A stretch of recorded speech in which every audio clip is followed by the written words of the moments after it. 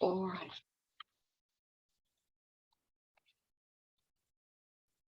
Thank you, Sonita, for your patience. So, hello, everyone. We're just waiting for colleagues to join. Apologies for the delay. There's been some technical difficulties. I'm just waiting for our com colleague Judith, who's going to let me know when. Yes, Facebook's not playing ball at the moment. Bear with me. Okay, thank you.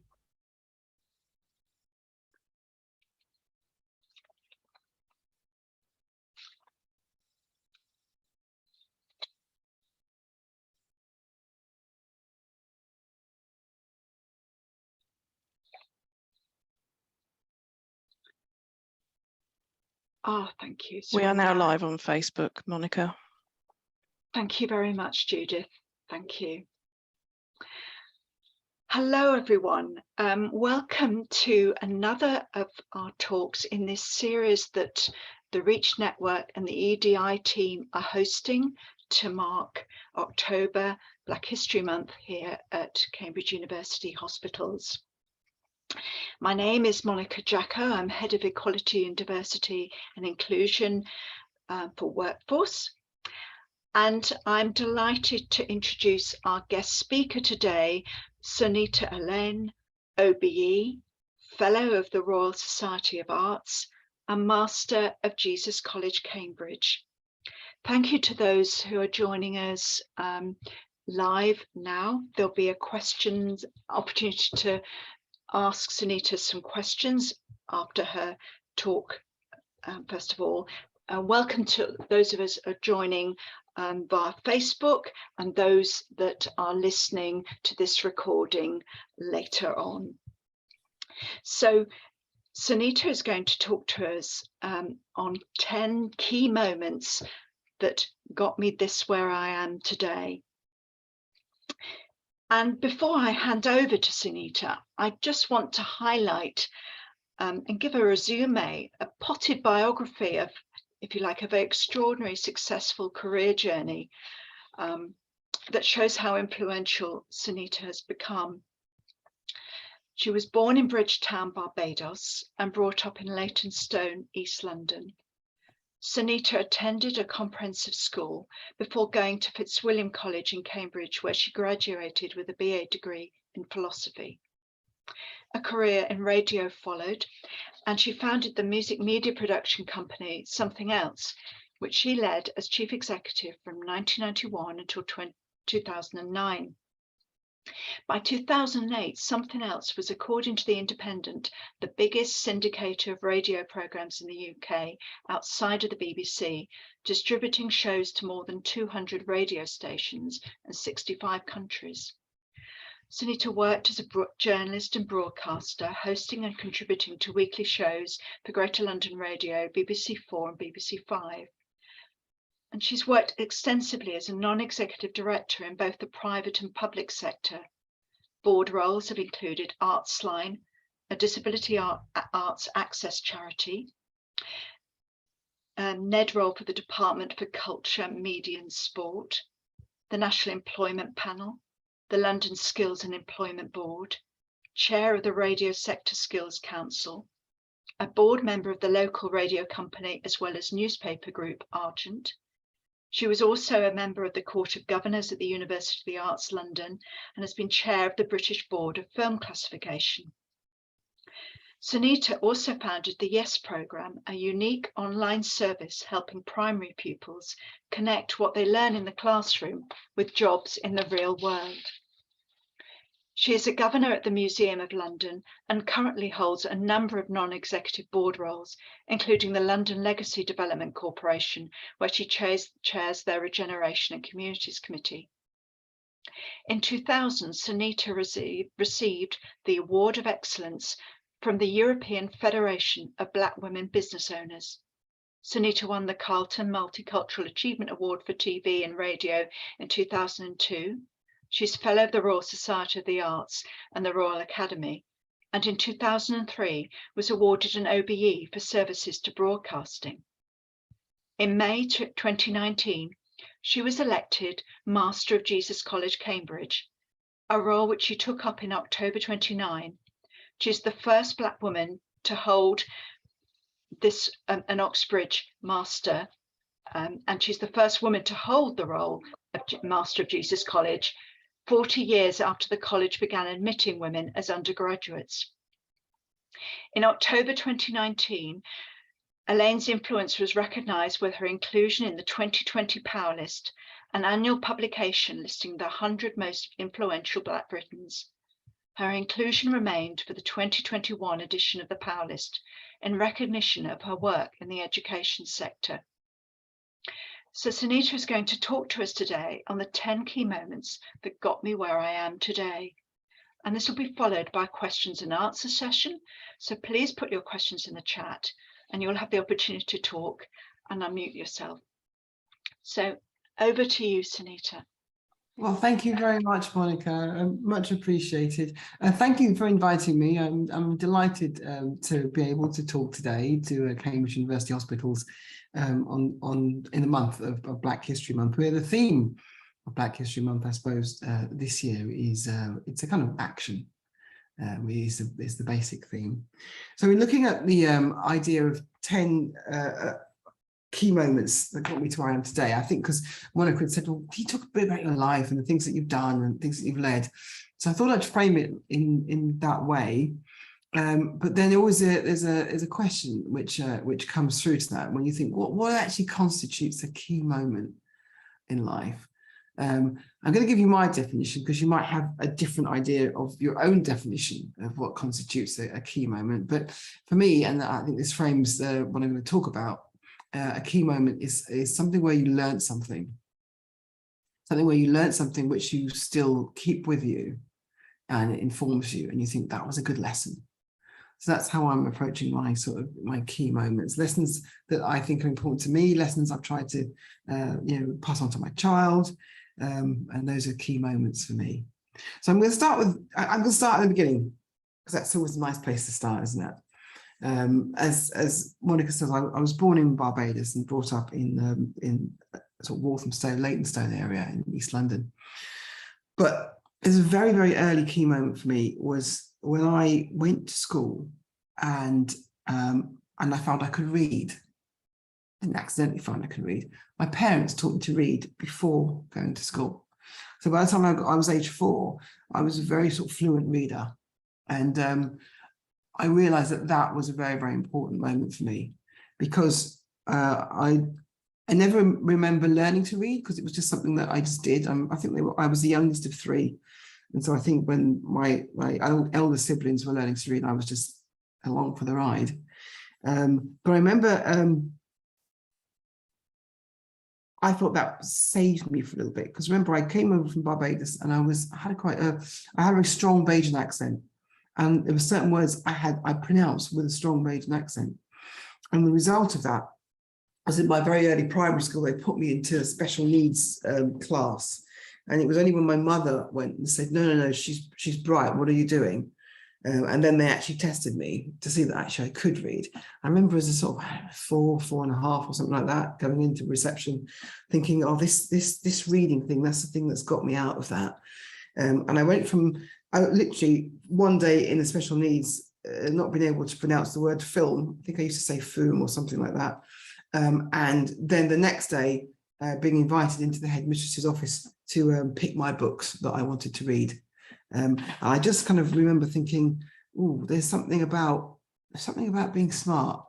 And that stuck with me. I loved school. I really kind of, I was always in the library. I was always learning. And I think that was further consolidated when I got to be the teacher's helper, helping other people to read. And I think those two things, embracing the fact that actually clever is good, and then also helping people. I look back to that and that was my earliest stage of going around helping people was age kind of 6 or 7, helping other students in the class to read. And that's been a very, very strong thread through my life. When I sit with undergraduates and they say, well, something about them, how did you become a master? With the freshers say that. And I said, well, that's the interesting question is, why did you become a master? And there's a strong core of me, which is I should really like helping people. And I can trace that right back to that very first key moment. Moving on swiftly to key moment number 2. Went through schooling, went through secondary school, Leighton Senior High for girls. And it was one of those schools where they just started a program. I was year 3 of their program of trying to get girls into sixth form, into Cambridge, sorry, from the sixth form into Cambridge. My year 3 of us went. I had a very influential teacher who sadly passed away this year. There was a moment as I was going through that process, because it wasn't kind of just going, it was post GCSEs at the time, and it was like finding girls who they thought had the potential. And luckily, I think I was in that group. And we did lots of talking about ideas, reading papers. But there was a moment when I was actually in my Cambridge interview, and it felt like, and I applied for computer science. And in those days, 1985, when I matriculated, computer science wasn't seen as something that you could usefully do for 3 years. It's like, well, you've got to do something for a year before that. And I chose philosophy because I was very interested in artificial intelligence. But I remember in the interview, it felt like it was the first time someone had seen me and seen having a really great conversation. I remember the interview to this day. It was a conversation. The subject was let's talk about value. So it's nice having someone throw something at you. You don't know what it's going to be, but just having a really, really great conversation about what you think and your opinions mattering. And it felt like it was the first time of being a free thinker, of being away from the constraints of the GCSE A-level, where you're learning a curriculum for exams and the ability to kind of think. And I think that was the first time I realised that was what I really wanted. I really wanted to get into Cambridge. In a way, if I hadn't have got in, I would have still had that moment. But it was a moment of clarity when you sort of think that when you can kind of connect to what you really want, that's very, very important to you. And I think it works for personal life and also business life, that kind of realizing what you actually want and acting on it. When I did get to Cambridge, as I said, I had that kind of I did philosophy for the first year, going on to do computer science for 2 years.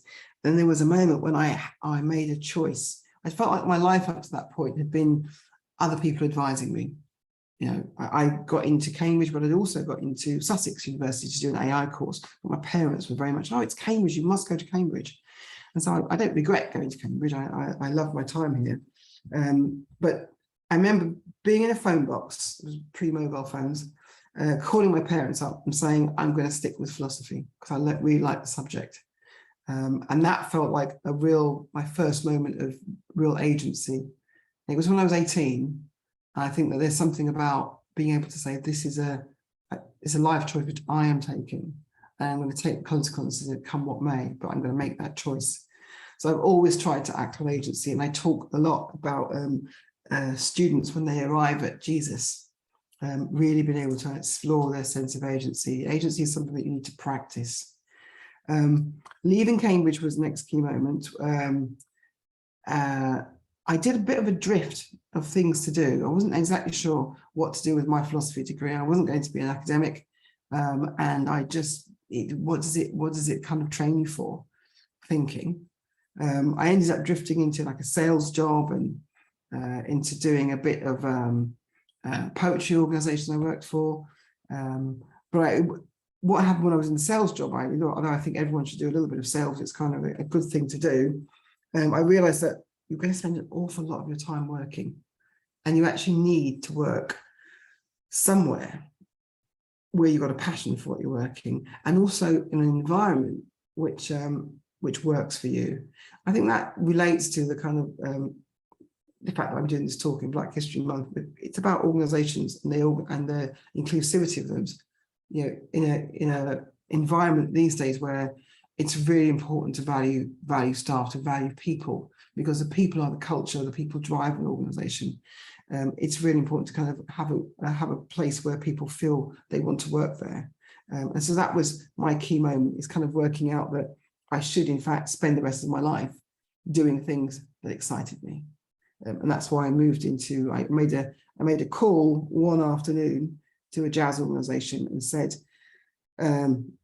I would like to work in jazz. I like jazz. That's what I think I could do. At the time, that was what I thought I wanted to do. And it was a really good cold call, because I think 6 months later, they called me back and said there was a job working in a jazz organisation. The second key moment was I ended up working at a radio station called Jazz FM, got made redundant from there in 1991. I think we're in an interesting economic situation at the moment, cost of living crisis, interest rates. 91, I think interest rates in property were about 15%, and it wasn't good. There was a full-on recession going on. So it was a commercial radio station which was built on advertising revenue. So there was problems there. But that was the point when I set up my business. I was 24 years old.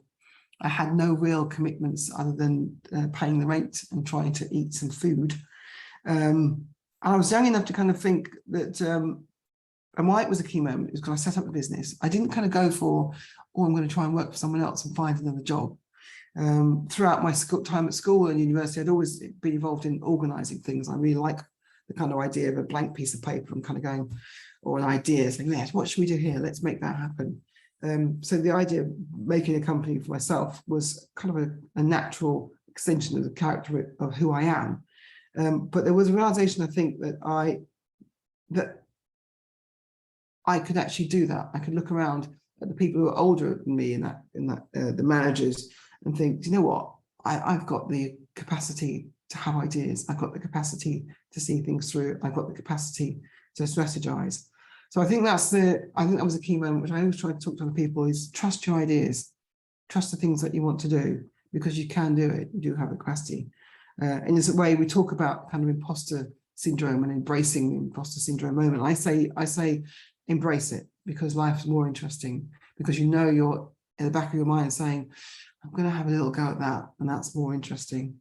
Having that clarity to kind of think, oh, I can do this. There was another moment of clarity, which I'm going to bundle together as key moment 5 around doing my company, when I thought that I cottoned on to the idea of what we do. And there was a kind of real growth moment there. We started off the business doing primarily just radio programs. And I think that was quite limiting in a way, until we had, there was a moment when I sort of took everyone away on away day. But what is it that we actually do? And we said we sell creativity. And that was a key moment when we sort of thought, okay, we know what we do, but who's buying creativity? How are they buying it? What shape are they buying it? How do we need to change as an organization in order to kind of meet that challenge? And how does the fact that we can be more creative, sell to more people, how satisfying is that? Because we all joined the creative business in order to be creative. So that was a kind of key moment of clarity as well. Monica kindly mentioned some of the boards that I've been on, and there was a key moment for me. This was key moment number 6. When I was on the BBC Trust as a trustee from 2012 through to 2017. And it's very important, I think, when you join new organisations, and I've been fortunate enough in my life to be able to join new organisations and public sector and private sector. There's a big read across for some of the issues that public sector and private sector and small companies and large companies face. It's also around people and culture and strategy as well, in terms of how you kind of engage with that. But the thing I think that's bound me and I treasure very dearly is something that I learned, is the understanding of what you're doing there. Why are you there? And who are you working for? And so when I was on the BBC Trust, I used to have this saying that I'm here because there's a table in this room and 60 million people can't sit around this table. So it meant that it was always constantly on your mind, who's the stakeholder that ultimately really matters? And obviously for the BBC, with its mission to reflect the nation to the nation, reflect the UK to the world, to foster learning, to have the best programs, the most creative programs. That was very clear that I was working for the British public, and that's what guided your decisions. I think it's very important to do that and work out what your mission is and who are the main stakeholders who matter the most. And I hold that lesson dear to myself when I'm as Master of Jesus College and working collegiately across Cambridge with the other colleges and the university. I'm going to get on to the university now. because that was a key moment, because I've done lots of boards, and sometimes it's, I think I used to apply for things, but I don't really apply for things now. I mean, it's kind of, you'll get a bit of a call from a headhunter, and that's always a very exciting call, because it's a kind of like, it's like a little thing on your shoulder saying, oh, what about, have you thought about this? I quite like that. So when I got the call for the headhunter, it's always about possible journeys. It's always like your life was going like this, but have you got time to fit in an extra thing which would enhance your life? And when I got the call from a headhunter about the Jesus role, and it's a call not saying you've got the role, it's a call saying, would you apply? And then you have to go through quite a rigorous, and the process of Jesus was a very rigorous series of rounds, with the last round starting at 8 a.m. in the morning and finishing at 10:30 at night, seeing lots and lots of different people every hour. But it was an interesting one, and it's one of those things which, and why it's a key moment, it's a reminder, which I've always thought about, is that life's more interesting when you think about a new journey, when you think about a new thing, when you say yes to a possibility. And I think that's why I picked that out as a key moment, a learning moment, because sometimes it is just more exciting. It's I think if we just went through our lives doing exactly the same thing all the time, that wouldn't be so interesting. And I think if we go back to this sense of agency, everyone has the ability to kind of go to recognize that and say, oh, do you know what, I've been doing the same thing for the last 3 or 4 years. I'm not talking about just, hey, I've got to shift roles or something like that, but the kind of like, I need to put something else in my life, in my work-life balance, which gives me a bit of a thrill, a bit of a new journey, and makes this phase of my life more exciting. And I'm trying to do that. I try to do that all the time. Once I became a Master at Jesus, I arrived in October 2019, and as we all know, I had about one term before the January term started, and the Lent term started, and it was, oh, what's going on here? Maybe there's a sniff of a global pandemic happening. Throughout that, it's a kind of elongated key moment, I suppose, with the college, really embracing change. And I think that in the context of Black History Month, where our minds are focused on the kind of inclusivity, and it's a good reminder every year that that's what we should be focusing on, because there's a collective wish to make everything fairer. But that ability to kind of make the change happen as an institution, because of a change due to necessity, really kind of showed me the capacity of the amazing people that work at Jesus College. And I use work in a very, very broad context in terms of the staff, the fellows, and the students. As a community, it feels like a little village, but that village changed, embraced the art of the possible. And I think there's a kind of lasting effect in that, because then when we're looking at other issues, particularly around EDI or around creativity or welfare, or how we work with our community, we are in Cambridge, and I'm very, very proud of the fact we're in Cambridge. It's like, as a college, do we do more with our community? Should we do more? And yes, we should. I think the answer is yes, and we're beginning to do that as a college. But that means that change is kind of, has been explored, has been embraced out of a necessity, and it's a real interesting energy which can then be poured into as a community and as a college, into looking at some of the issues that we want to look at. It's a very, very powerful position, I think, that we're in as a college at the moment.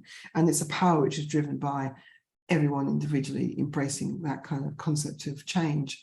Key moment number 9. I refer back to last year, coming up to this time last year, October the 27th, 2021, was the day we did a ceremony to hand back a Benin bronze.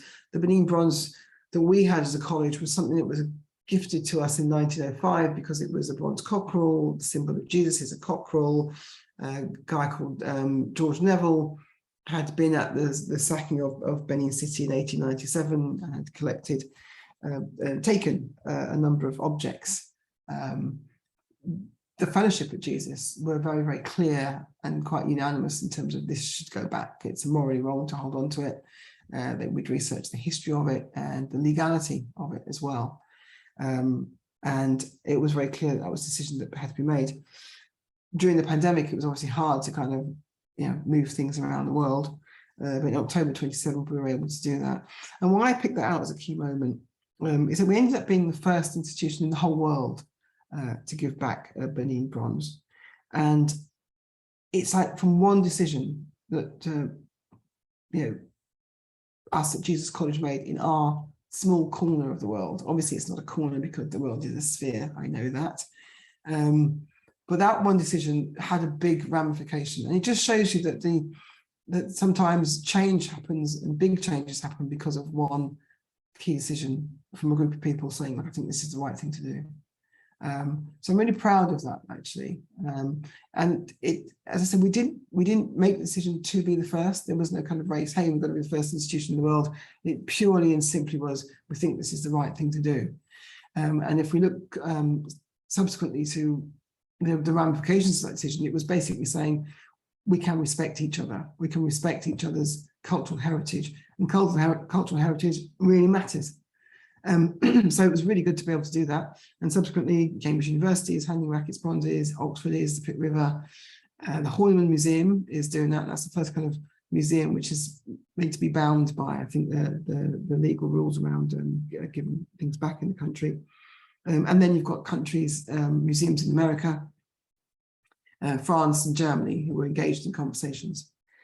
So that was a lesson in the fact that the convening power of where we are as a university, the convening power of how we can make one change, and that does have its ramifications. The last thing I'm going to talk about, because I think Monica asked to mention it, was I suppose a key moment. I'm not sure what I've learned from this one at the moment. I gave the kind of like, these are the kind of key moments of things where you learn things. Maybe with, we have an issue in Jesus College of a memorial to a benefactor, Tobias Rustat, who was over 30 years an investor in the slave trade. He invested in the Royal Africa Company, the Gambian Adventurers, and the Royal Adventurers, not necessarily in that order. It's in our chapel. So for us, it was very, very clear that it was a matter of religion. It's a case of like what should be in a chapel. It's quite large. It occupies the whole north to south transept, and it's very high up on the wall. The fellowship again looked at this and said, look, it should come out. It should be relocated to an exhibition space where it can be put in context, and it's not in the chapel space, which is a religious space. It's a question of Jesus College Chapel. It's it's a church. It's the Church of England, and it's a chapel. It is a religious space. So it wasn't about history. It wasn't about, because you can't change history. It's done. What I said at the beginning of this talk, that's history. That's done. I can't take that back from what I said about 1:05. So the history is a series of that. It's done. But the actual act of having it in there and in a chapel where it's still being venerated, that's what the issue was. I think what I learned from that, we ended up in a consistory court hearing, which was a kind of arcane court process, where the decision came down to one person. We lost the case. It doesn't feel like, it feels like we're at the end of Act 2 on that one. So I think my key moment from that, I was thinking, what did I learn from that? Maybe it relates to all the other key moments. It's being true to who you are. Over the 2 years of kind of looking into that, my position in terms of, going into the chapel as a Black woman has shifted. I'll go in for memorial services, but it matters, I think. And in the context of Black History Month, there's just this kind of push to kind of say what matters where you are right now. I think that's what I learned from that. And that what matters, you still have to keep pushing on. So those are my moments. I hope I hope they've led you through my life to where I am now. Yeah. I'm sure if I thought longer and harder, I could come up with a slightly different set of 10 moments. But I will hand over to you now, Monica. Oh, thank you so much, Sonita. Excellent 10 key moments. And as a keen reader myself, learning to read, I have been passionate, and I constantly got my head in books, and so that resonated with me. But also what struck me was that your incredible self-belief, and you mentioned the imposter, but how did you cope in Cambridge? I mean, you said it was the first time at the interview that you felt you were seen. Intellectually seen. Intellectually seen, and your views were valued. And how was your experience in Cambridge when still there's some widening access issues that you might have been? Were you the only Black woman in tutorials at that stage? Yeah, for philosophy, yeah, I think so. Yeah, definitely. I mean, I think in 1985 there weren't as many Black students in Cambridge, or and particularly Black British students. There was more international students, and you sort of knew everyone across the whole university. And maybe there was about, I don't know, 20 or so across all the colleges, so that it was not very much at all, not very many at all. Maybe I got that figure wrong. But you kind of cope with, and also you also forget that you're going up there as an 18-year-old, 1985. Everyone else who's going up there as an 18-year-old has had experience 10 or 12 years of what the media was pushing out. And in the 70s, so if you go back to 1975, the media on a Saturday night entertainment was horrific. You know, the level of kind of racist comedy, or just you'd be watching something and be like, Saturday night was not pleasant. You'd be sat there when you should have been sat there with a kind of family entertainment, just on the edge of your seat, because you knew there's something was going to come, which was going to be a kind of racist thought which would invade your household.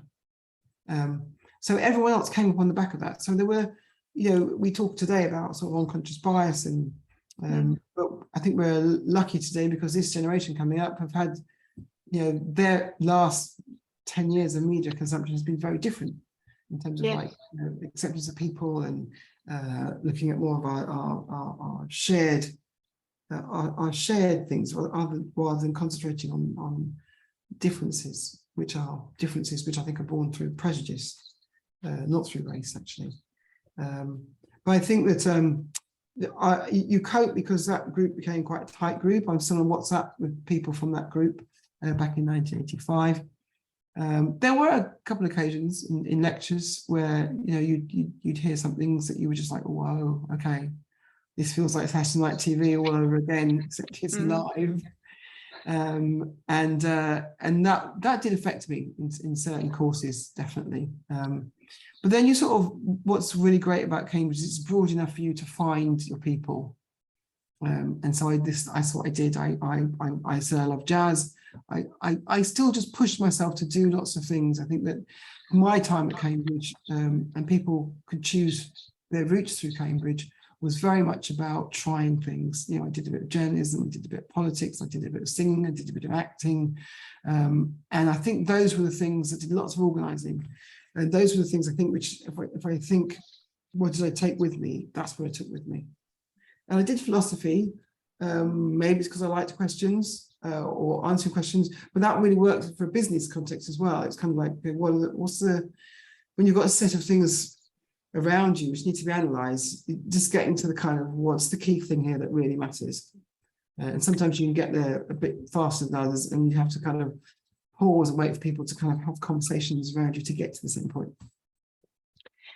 There's some questions in the chat. David said, thank you for those 10 significant moments, Sonita. I'm struck by 9, the use of power in returning the Benin bronze, and 10, facing the reality of the legacy of the slave money. Where do you want to go next with your powers, insights and role? and of course your perspective as a Black British woman. What do you feel is possible in the coming years?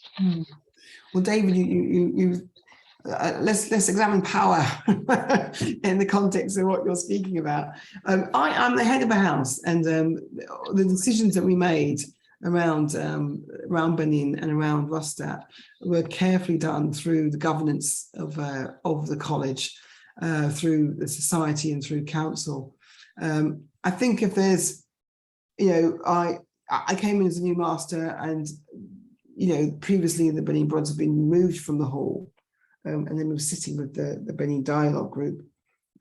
So I think just in terms of like making sure it's on the agenda is the thing, but there's it's a collective decision to do those things. Actually, I think that what I can do, what you do as a head of house, is kind of sometimes just frame a discussion and be able to have some insights and offer some insights on those particular issues, particularly as they pertain to issues which I'm quite concerned with and have a lived experience of, which kind of impacts those. In terms of where next, I'm pleased to say that the Benin Bronze is returned and is now. I saw a fantastic film of it being actually brought back to that bronze being brought back to Benin City, and it was in the foreground, and in the background there was like 3 children watching it, having a look at it, and you just thought, well, that's the whole point of it. I think when asked, we'll always kind of advocate and say, why we did it, and that it was a simple decision of doing the right thing, and then we can talk more about cultural heritage being very, very important. We're at a stage in the world's evolution where the respect of other people's cultures is very, very important.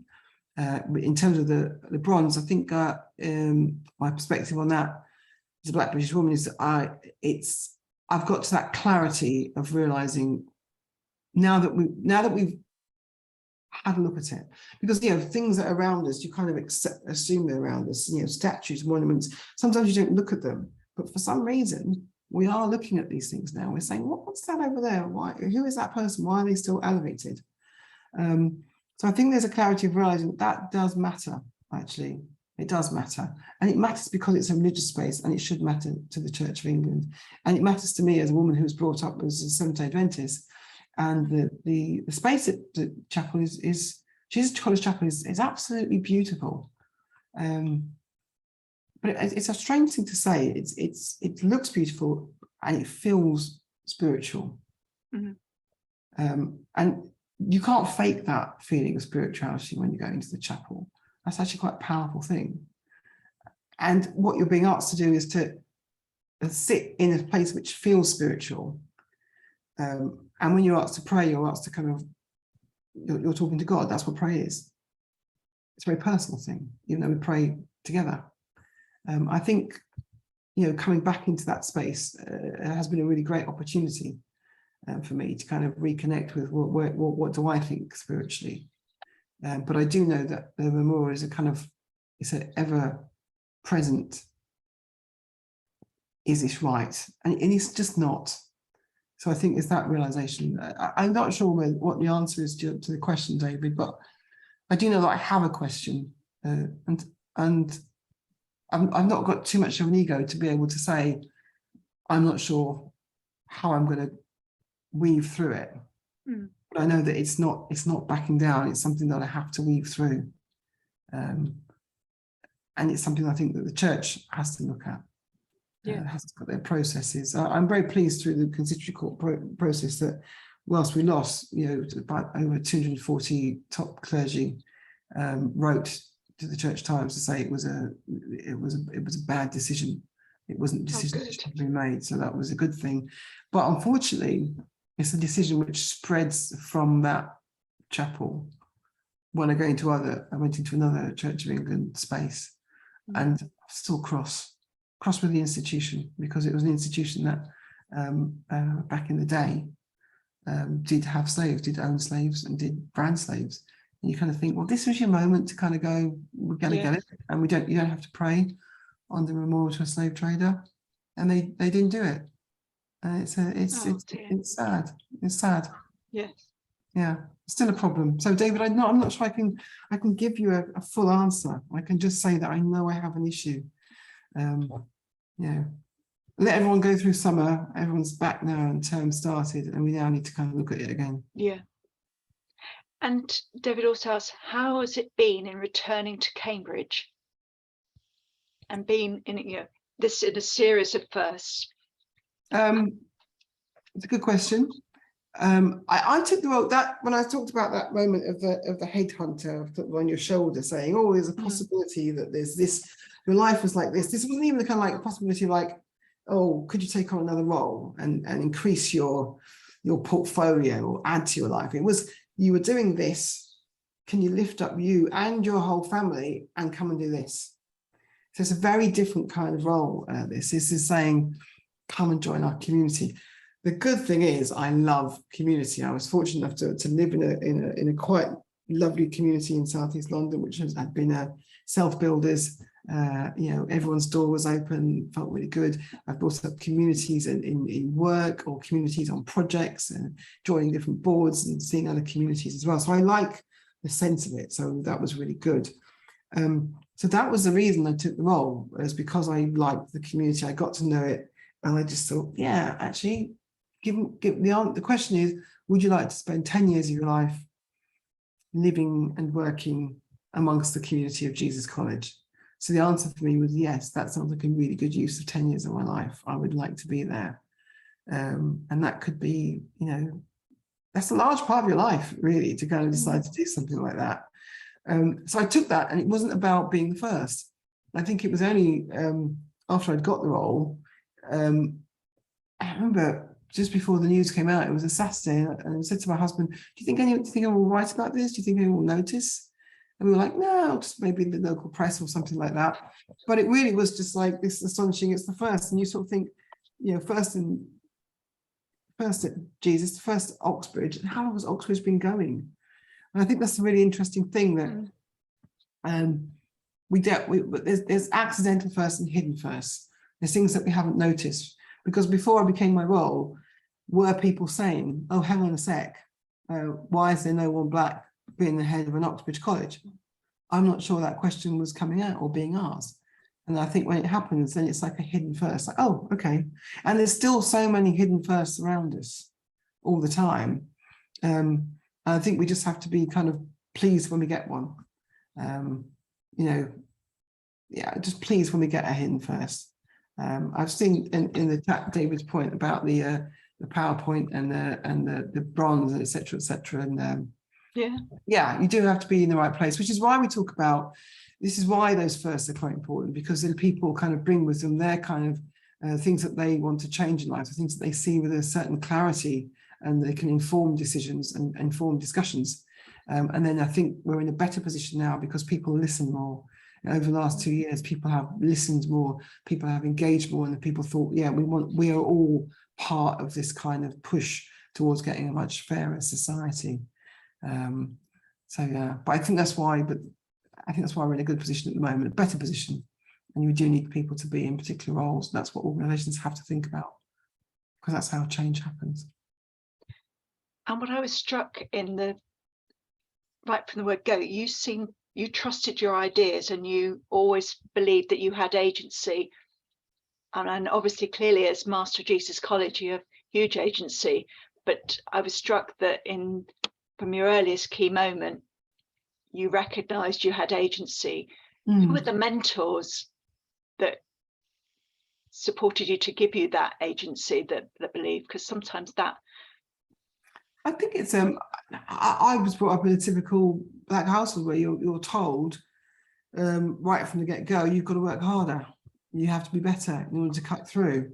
And so it was definitely my parents, particularly my mum. She was, she had to leave school early herself.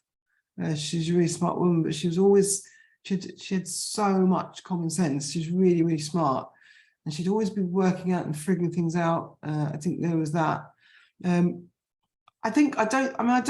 It's an interesting question, and the way you phrase it is interesting as well, because I'm not sure you need mentors to discover agency, actually. I think that when you go to school, in order to kind of stop the anarchy of the reception room, kids get taught to sit on a mat, or everyone sit on a mat together. And then also the other step to stop the anarchy of the reception room is they get taught to put their hands up if they want to talk. And I think I'm not a child psychologist. My own experience is having had a child and being surrounded by nieces. At that very early age, thinking is talking. There isn't. I'm not sure. There's. I'm sure my son would say that yes, he was vastly thinking about things, but there's a kind of like, I want to say something, I'm going to talk. And we were very, we never told him to be quiet. He was always getting into trouble for talking a lot in class. But if you're thinking and then you wait for someone to point to you to say, right, you can talk now, there's probably 30 other people, 30 other kids in the class who are like, oh, that wasn't me. If you do that enough times, then you're kind of unlearning agency. Yes. So I think that's the thing that you have to counter. Maybe it's embedded in us. We teach people to wait to have someone say to you, you can do this. It's your turn now. So maybe there's a bit of unlearning that needs to happen. And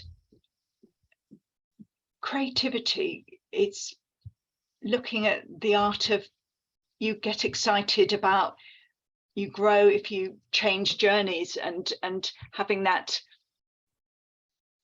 seizing the opportunity, seizing the moment, and you're excited by that. And I also we found the pandemic at CUH, it was embracing the art of the possible here. We discovered that we could do things as a trust. The barriers were dropped. We just got on and did stuff. And I think what I'm interested to know is how you're widening access at Cambridge University. And my daughter went to Jesus College, graduated in 2018. And there was some progress being made. And I know the colleges have all got widening access programs. They're reaching out to state schools in areas of deprivation. Yeah. I'm also struck by the work that Stormzy's been doing to support access, positive action. Do you see Stormzy? Do you meet up with him in terms of the awards? No, he doesn't come around for tea. I've never met him. I'm sure I'd love to meet him at some point. But no, I've never met him. The college has been doing a lot on widening participation. All the colleges in Cambridge are twinned with different areas. At Jesus, we've got 3 boroughs in London, and then we're also in the northeast as well. When I arrived, the matriculation, to take my place as master in the matriculation photo for Jesus with 150 students we had coming in, I was very struck that it was a much more diverse looking crowd of people that I was facing. So when I was a student, I think in my year there was probably about 4 if there were no students at Fitzwilliam, which was a college I went to in 1985. Since then, I think we're sort of last year's intake of students. So I have the figures for October 21. 1 in 3 of our students describe themselves as people of colour. We had 80% state school, 21% had signifiers of disadvantage. So the team have been doing a lot, and I think that momentum has been there. I think that a lot of Black students apply to Jesus. That's what I'm hearing, that we get quite a lot applying to us as a result of me being here, which has just amplified it. It's amplified a trend that I think was already happening, because the team were very much kind of looking at that. There's also other issues around the widening participation where we're looking at, which we need to look at. I think we need to look at as a university and across the sector, actually. Not when I talk about Jesus, but I'll talk about across the sector, and which is that the routes through for minority ethnic students to go on to masters, and then to go on to PhDs, and ultimately into academia. Because I think that thing of seeing people around you who look like you, who are teaching, is very, very important. And I'm not, I think that it's important to have people who are teaching physics, who are teaching 18th century history, or who are teaching English. It's important that there's a spread where people are just seeing it intellectually, like that's the subject you're interested in and you're really good at it. I think that's really important. So we're doing a lot in wider participation. And in terms of decolonising the curriculum, I've been struck by there's been some movement in that. How is that progressing? Yeah, well, I can speak to that just a little bit. I chair the Black Advisory Hub, Student Advisory Hub. I co-chair that with a PhD, fabulous PhD student from Fitzwilliam, and there's been lots of kind of moves in that in different departments. I think the progress is at different stages in different departments. I think maybe, as I understand it, I think medicine's quite far along the path of really looking at that, and quite rightly so, because I think that in the teaching that really affects outcomes for patients in the future. So I think that there's different kind of stages where people are at in different departments, but I think it's something that we'll be looking at this year. I don't think there's an overarching kind of, and I'm very mission driven, and when will it be done by? Yeah. I don't think we've got the and by that time. Yeah. It would be quite good to kind of put that in place, because we all want to make progress. Yeah. And I think you were talking about the change that the Foundation Trust were able to bring about during the pandemic. There's such powerful energy, and being able to kind of say, well, where do we take that change? What do we point that energy at? What's the next challenge? And in terms of the clinical school curriculum, I know that, and the NHS Race and Health Observatory is looking at actually how do we really, in our clinical nutrition, teach about sickle cell. Elizabeth Anionu did a lot of work in that sphere. It wasn't on the nursing curriculum for years until she became Professor of Nursing Midwifery. And again, in terms of dermatology, there's no teaching in terms of dark skin. So I think the Race and Health Observatory are asking clinical education institutions to look at an inclusion lens in their curriculum. Are there any other questions? Oh, David's also said, thank you for reminding us of the horrors of Saturday night TV. Yeah, I watched the television in the 70s. Yeah, casual but significant racism, homophobia, gender stereotypes. What do we accept now that we won't in 20 years? Yeah, it was horrific. And you, Sonita, have been able to influence the culture? Well, I do think so, actually. I mean, it's a good question. I'll come to what do we accept now that we went in 20 years. I can give it an angle. I'm not sure I got the exact answer to it. And what I was really proud of was when I was being interviewed for the BBC Trust, they asked the question, why do you want the role, blah, blah, blah. And I talked about Saturday night TV. And I said it's important to represent around that table with 60 million people can't sit around to talk about those issues, to constantly be having someone saying, why are we not accepting this anymore? We want more people, we want more representation on screen, we want more people behind the camera, behind the microphone. But I think that one of the things they also talked about was the lack of women in sport, women's sport being covered on television. And I'm really pleased that was over the 5 years. I remember there was one particular board meeting when I brought it up again, and it was like, oh, not again, you're saying that again. And I really kind of pushed back and said, no, that was the reason I came in. I mentioned it at my interview, and I'm not going to not say it. And it was very interesting because I remember the conversation at the time. It was like people would talk about women's football as though it was a different sport with different rules. I used to spread the rumor that actually, the cameras they'd speed up the game to make it look like the women were running faster or something. We've got to that ridiculous situation of like, it's the same sport.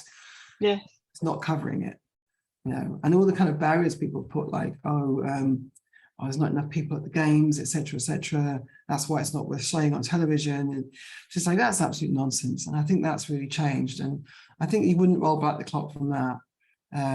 I would like to answer that thing on things we won't accept on TV, because David's point was about racism, homophobia, gender stereotypes, etc. We don't need a women's football program. We should just be one football program with all sports being covered. Yeah. With all sport being covered, all matches being covered. Football focus. I still don't know. Do women play on a Saturday? Yes, they do. But you would, yes, it's only through the World Cup, Yeah, the Women's World Cup Focus is a that program actually, that rounds up all the scores yeah. of the day. Do women play on Saturday? I still don't know. Do they have matches on Saturday? Yes. Does anyone bother to report them? And then, this is my. I will talk about. I'll talk about race and stuff like that. But my bugbear, which is my pet bugbear, which I thank you for giving me the opportunity to share my pet bugbear in the last few minutes of this, is Wimbledon. Wimbledon really annoys me because I remember being on the DCMS when the women got parity in terms of their prizes. And it still annoys me to say that the women's game for the finals, they only play 3 sets and the men do 5-setters. And it's the equivalent of basically what you're saying is the women haven't got the stamina to play for 5 sets. Yeah, and there's all the excuses which they say, oh, it's the programming, it'd be really hard. No, you wouldn't say to a woman marathon runner, oh, sit down, love. You've done 17 miles. Don't hurt yourself. You wouldn't say to women footballers, oh, your game's not 90 minutes. We want you to pay for 60 because we think you can't actually manage it. I'm just putting that out there. So that I agree. I totally agree.